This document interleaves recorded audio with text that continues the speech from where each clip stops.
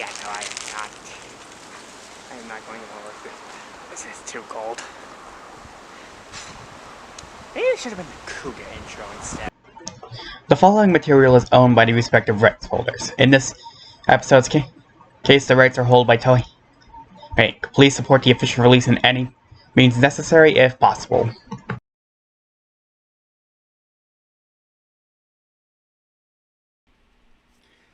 Hello again, welcome to another Toku Ramblings. This week it's Kamen Rider Rose, and where do I even start with this? This is... I guess I can more or less start with saying that I really like the show. It is probably my favorite writer at this moment.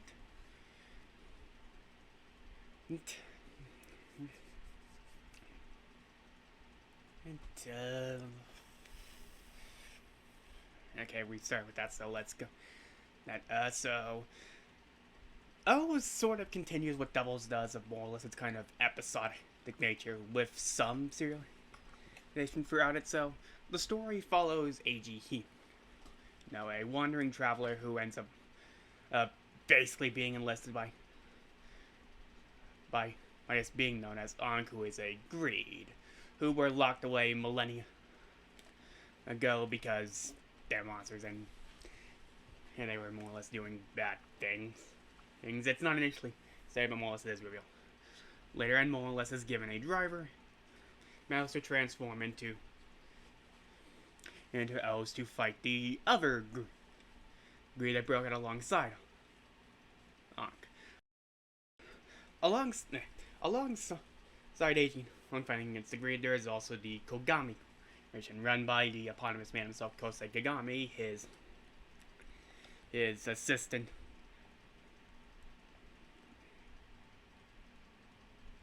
His assistant Erika Sutton. And their force, which is consistent of Shintaro Goto, and later their own personal rider, Burr, piloted by Akira Date. So, this show is very much about the cast, and this is a really good cast. Like, AG more or less initially comes off as sort of this cloud cuckoo kind of traveler. They're saying, like, the only thing a person needs in life is, a clean pair of underwear, some money.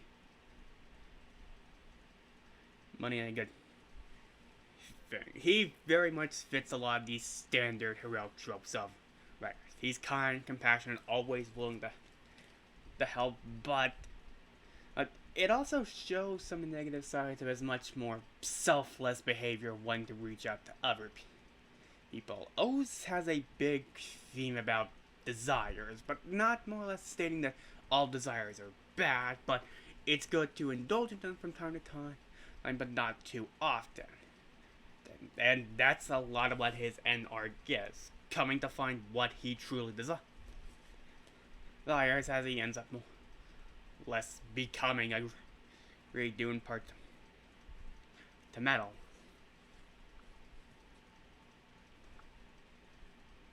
And more or less realizes that his desires is just helping people.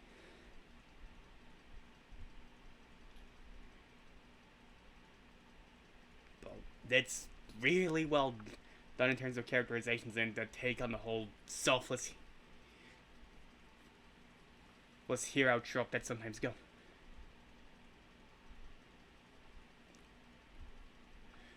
He does get a more standard, you're not alone, you'll always have people around to help you arc too, but I do think both arcs are really done, and it's helped that he's complemented by the perfect co-star in the form of Ankh, who serves in every way his foil. He is not a good person. He is more than one people, and unfortunately for him, he more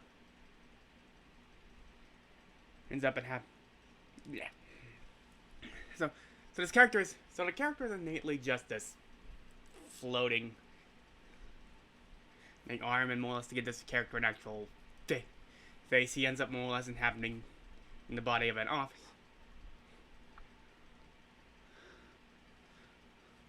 officer who's basically near death. So, Ankh more or less innately kind of serves as some early comedy and slapstick and how others treat him, like with Hina more or less kind of slapping him around, and other people just giving him a hard time. But Unk is initially not a very good person.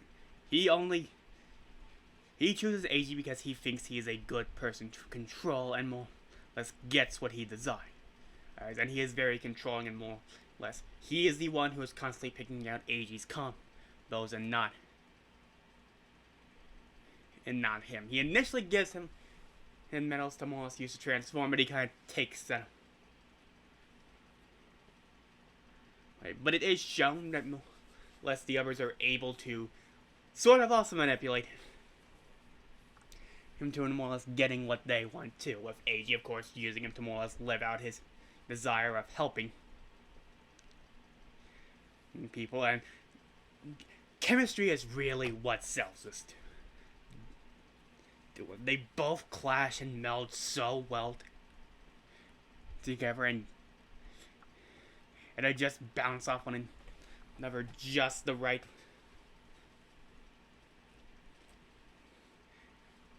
ways that more or less allows Aug to be tempered to more or less realize that he is not a good person, but more or less wants to do the right things, and especially more or less when you realize he's just wants to feel. Tasting, sensing, feeling things that less makes him realize that his existence as a grade sucks. It's awful. It's more great as akin to, I'd say, a drug dealer, just a druggie trying to let's get that next high that they're trying to get. I think more or less that's he never redeems himself. He tries to redeem. He more or less ends up helping because more or less he cares about Eiji, not to treat them as close friends. And more or less to do away with the evil his groups become. So this leads us to our other major parent group. So innately it seems like our secondary rare is going to be filled out by Shintaro Goat. He's innately leading the Kogami's motorcycle crew of dealing with the greeds and yummies who show up. He is very much a solid contrast to Eiji, more or less how he feels about them. He's sort of antagonistic, a bit stuffy, and more or less at the end of the War Corps, he is the one who transforms into birth. It just seems like everything is more or less set for him to become birth. But then throws a curve the audience, which I don't know if this was more or less done intentionally about whether or not this was planned from the beginning or decided, but I feel like it really works because Date's just great. Not only is he kind of a standout in terms of secondary writers, that's actually showing no antagonistic behavior towards them. Rather, he's surprisingly pretty chill. He just wants to do his work so he can get them money for whatever he wants to do, but he's honestly the best. He sort of acts like this mentor to Eiji and Goto in certain instances, especially Goto, as he more or less tries to help him be a better person. Like, he doesn't go for what one could consider as some kind of major, but like he shows his age through some pretty emotional and funny moments, like with how he interacts with the doctor of the group, Monkey, how his medical background helps in certain situations, to more that's how he is able to more or less pull a blindside on the greeds later. So all of like the character stuff ends up going to Goto, who more or less, whose entire arc is learning to swallow his own pride, which more or less starts with the fact that he's passed over for birth and is continued into more or less being a waiter at the Coursier, and then becoming the apprentice for Burke. And like you can see him change as the series goes on from his original personality to the culmination of it, and when he does essentially become Burke, and how he more or less tries to get the money for Dante's predicament regarding his condition that I won't spoil. And again, it culminates in him becoming Burke, and arguably one of the most epic and awesome segments. Side characters, there's of course Hina, who more or less is another instance of two sides, in that she is kind, caring, and has a whole lot of strength behind there. Despite being the younger sibling, she kind of ends up having to take them, like trying to keep Ankin in order, whether it's by smacking him upside the head or feeding him, making him eat healthy by eating birds, as an Ankh is the bird greed, a monster. The owner of the course, Chris Harris, serves as some comedic relief and offers him a place to stay. She's adept at more or less a lot of this stuff. Is like she changes up the building to match whatever cuisine she's planning to serve. She's mostly out of the story. The main story of every episode, but she then gets something of a connection with one of the villains we'll get to. Now we get the juicy side characters, the Kogami Foundation. So, I like Erica. She kind of is there to offset her boss's eccentricities, kind of being the more stoic, but kind of expressionless assistant to him. But I kind of like her a lot more when she apparently becomes Goto's assistant, when he becomes Burke. I like a lot of the moments regarding her. But Kogami is a treat. Just the right amount of overacting and reactions about the situation. This actor enjoys what he is doing throughout the entire show. Always screaming "Happy Birthday" and always acting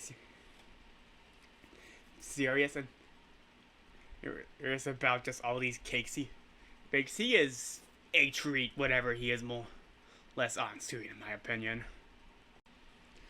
So the grade more or less kind of stand, because like while there's a lot of duos going on in the hero side, their greed more act singularly in certain areas. It's not really ensemble, because Kazar ends up taking the spot of main bad about at the midpoint. That's Guzzle, Gamlin, Guzzle, and Mez. So, yeah. Gamlin, Guzzle are dead by the midpoint, and Uba just disappears. Gamel's probably the one with the least amount of development, since a lot of his characters sort of tied to Mizul. He's basically the childish, dim-witted sort of protector of her, as he's willing to help her if she is ever in trouble. So Mizul more or less tries to be sort of like the mother to the group, as she's initially willing to share what little miracles she has to others, and tries to keep them in line to fight for the little that matters. She has the same issue that she ends up dead at the midpoint before coming back when the group kinda comes together sort of as a group, but not really. But I have to give credit. Her final appearance has probably one of the creepier plans of absorbing desires this series has going for it. Of the greed, I would say Uvo's probably my least favorite. Not for lack of trying. He's the hot-headed of the group. One of the group, and more or less shows the initial amount of trying to fight him. But he's kind of just the blandest of all of them. His monsters are probably the least interesting ones created. And mostly he just lurks in the shadows for the good min point, because he primarily disappears so Kazari can sort of take over alongside Maki. But I will give credit that more or less he didn't waste his time in the shadows. As it's shown, he's absorbing tons of cell minerals to make up for the fact that he doesn't have all. And which actually makes him on par with the others, despite not having all of his cores. Or which sort of brings us to now the sort of main antagonist for the series for most of it, Kazari. He's your cunning, arrogant, and rather easygoing compared to the others, socio.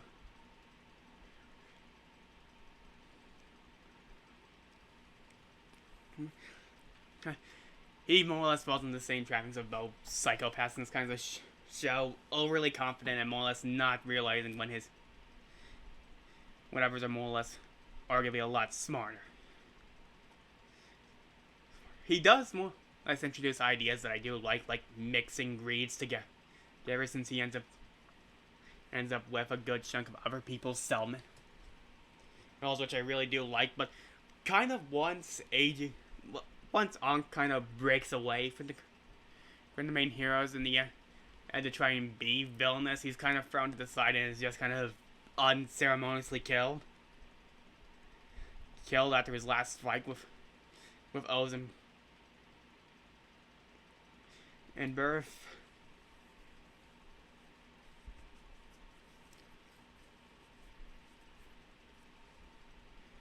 So that sort of brings us to our two sort of spoilery antagonists. So first up is Ankh Lost, which is essentially the other half of Ankh and why he is unable to reform when he gets a hold of three of his core.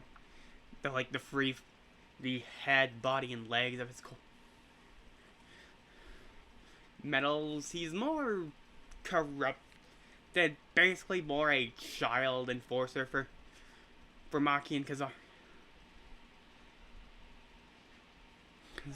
Yeah. Okay. So what initially starts as sort of this kind of emotionless, creepy child enforcer to the group ends up becoming a more psychopathic child seeking to complete himself. Like his OP is shown to be. He is shown he surprisingly has success, and unless he does getting what he wants after everything. For about one episode, and that's about it. And that leaves us with Maki, who initially is sort of a joke, essentially. Unless when Date shows up and basically made his goal to annoy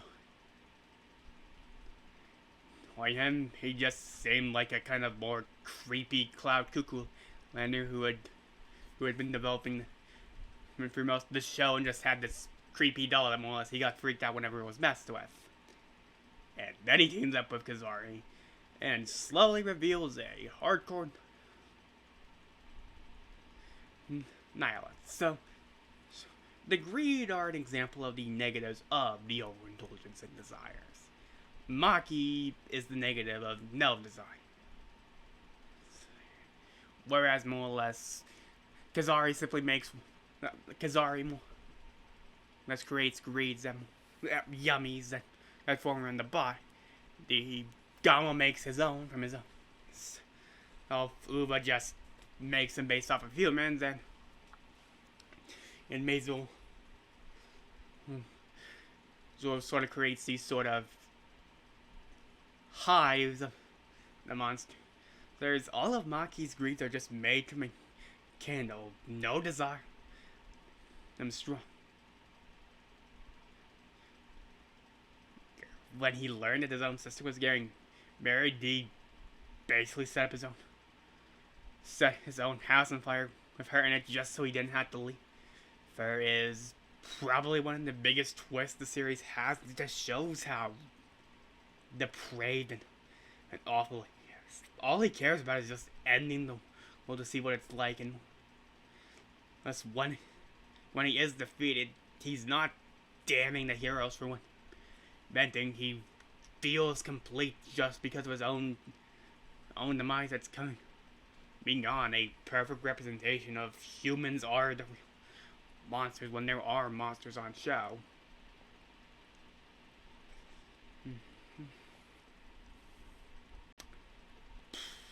So after something a little dark and twist like that, let's talk about this.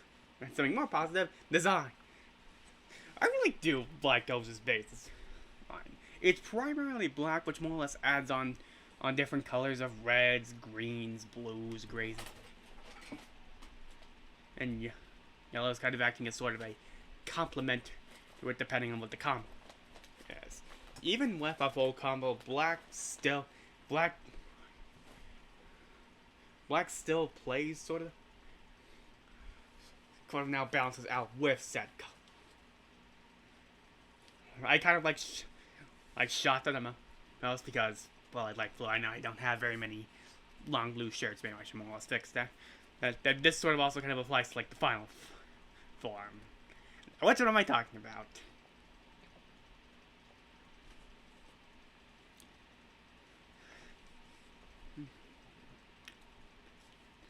I'm talking about Puto Tiro in this. I like the kind of more monstrous design it has with the heads and like the tail showing its maddening nature on. And any form that has its own melee weapon that's both gun and sword, I think looks like. I do like all the Taja or is definitely one of the better looking super forms with how real it looks to me, and I feel like this is best counteracted with Burst's more mechanical feel to it, as more sort of like this gashapon mechanic, and how less metals are inserted to give new weapons. It's been interesting use of some metals in an attempt to more or less give him some combat stuff. Burp sort of does suffer the issue of, as to a point, he kind of ends up mostly just being a punching bag for the villains, for the stronger villains to a point, because the summoners are much weaker than the core metals. But I do like what he brings. Not finding the super form or lack thereof. It's just all the weapons activated at the same time, and it just feels like a mecha that's just not finished. It kind of looks terrible in my opinion. I like both drivers. I like the kind of simplistic design, but like it's striking with the light cyan contrasting with the blue. Sort of has this weird approach between futuristic, and it's just satisfying with the whole click click click, Link and the driver just shouting out the forms. It's straight to the point. I do kind of prefer these more straight to the point, kind of like form callouts, especially when it's for the full combos or anything specific.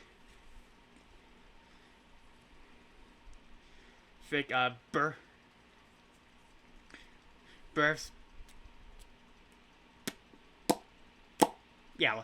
Burf's popping sound is always something to enjoy, and it's nice when the driver more that's kind of needs to more let's be swept around the back to more let's connect. That's something I kind of miss. A lot of drivers. Some later shows, it's just like kink, and it just forms around. I kind of miss this style of driver a lot. The music is a nice variety of tunes, from energetic rock pieces like the main theme, which has this nice little jazziness to it, to just the gravitas and importance of songs like Time Judge it all. And yes, every one of the insert songs more or less calls out what the form is, like Titan up, and I cannot remember the other names. It's been a while. I like more the yummy designs are kind of nice, sort of just kind of like chimera chimera-esque form, initially starting as this kind of like mummy mook form, becoming this kind of like homunculi fusion between human and whatever animal they're based off. They do kind of lean more anthropomorphic when we get to fusions, and I don't really talk about trinkets, but I do really like these the medals that are on display here. They're really kind of stylish. Let them just have enough detail that kind of makes me want to buy them when I finally have a decent kind of a consistent source of income. In terms of stuff I did, of like episodes I was really fun of, I really like Date's formal introduction at the preview. Not only for giving us a really solid introduction, but also being like the start of Goto's arc, the backstory arc regarding the greed in the first O's and Monkey's Pass is also a good one. The Grasshopper episode is really like the episode that really cemented Ag is probably one of my favorite writers going. Fourth,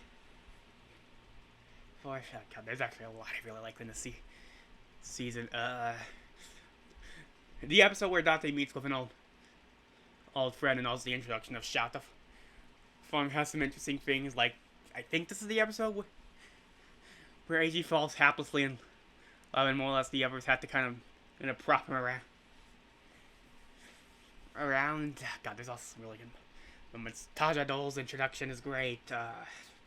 He probably won't stop at this point. Yeah, way too much here.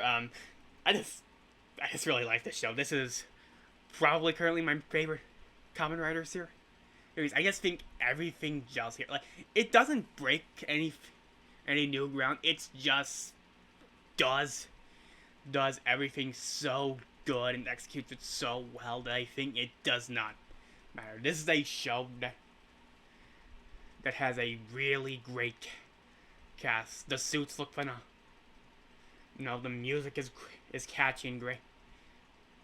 It's only kind of held back sort of by its supplementary material, but that sort of doesn't matter. This is probably my favorite writer so far. And I don't know what else to say. So yeah, that's that. Channel, videos, subscribe, comment, all that spiel. See you around when we talk about the additional O's material, which is